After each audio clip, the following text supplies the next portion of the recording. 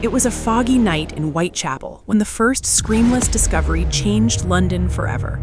In the late summer and autumn of 1888, the alleys and lodging houses of East London were already a study in misery. Crushing poverty, overcrowded tenements, and a city bureaucracy ill-prepared for industrial-era squalor. Against that bleak backdrop, a sequence of murders erupted that would haunt Britain and the world.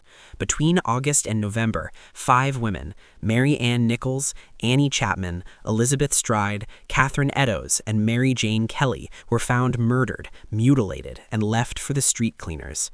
Newspapers christened the killer Jack the Ripper after a taunting letter arrived at the press signed with that name. The horror was immediate and public. The Metropolitan and City Police, hampered by jurisdictional friction, poor forensic technique, and an exploding press, pursued dozens of leads. Inspector Frederick Aberline took command of the case. A Whitechapel Vigilance Committee formed, led by local tradesmen, including George Lusk, demanding action. Fear was a contagion.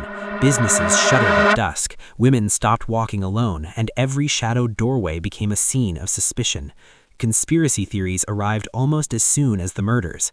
The most sensational alleged a cover-up to protect a person of high rank, that a royal nephew or a royal physician was implicated, and that senior police bowed to political pressure to bury the truth. This royal conspiracy theory, popularized decades later by writers like Stephen Knight, points to tantalizing fragments. A killer who sometimes demonstrated anatomical knowledge, a celebrated physician, Sir William Gull, mentioned by accusers, and hurried notes in police memoranda naming suspects such as Aaron Kosminski and Montague John Druitt.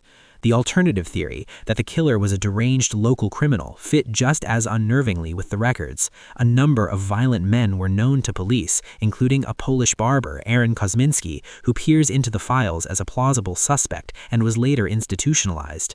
Documentary records show both the power and the limits of evidence. The infamous Dear Boss letter, received by the press and forwarded to police, bears the signature that made the myth.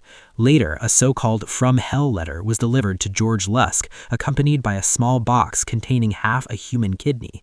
Contemporary pathologists said the kidney could have come from one victim, Catherine Eddowes, but labeling methods were primitive, and many experts cautioned against overconfidence.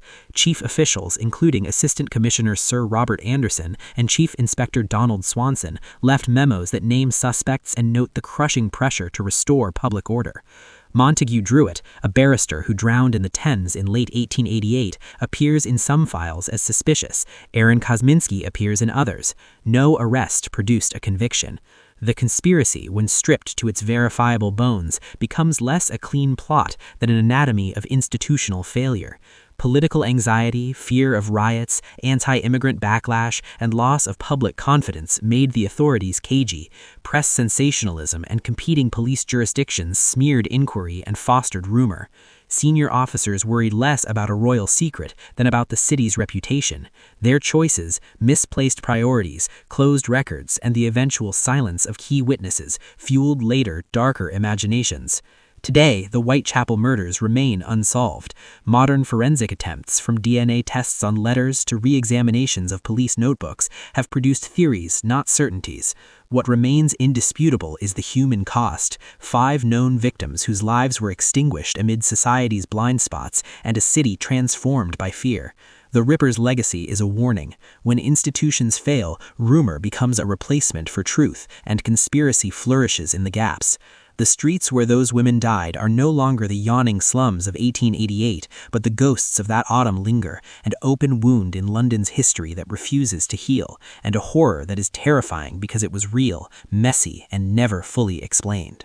This case still confuses investigators to this day.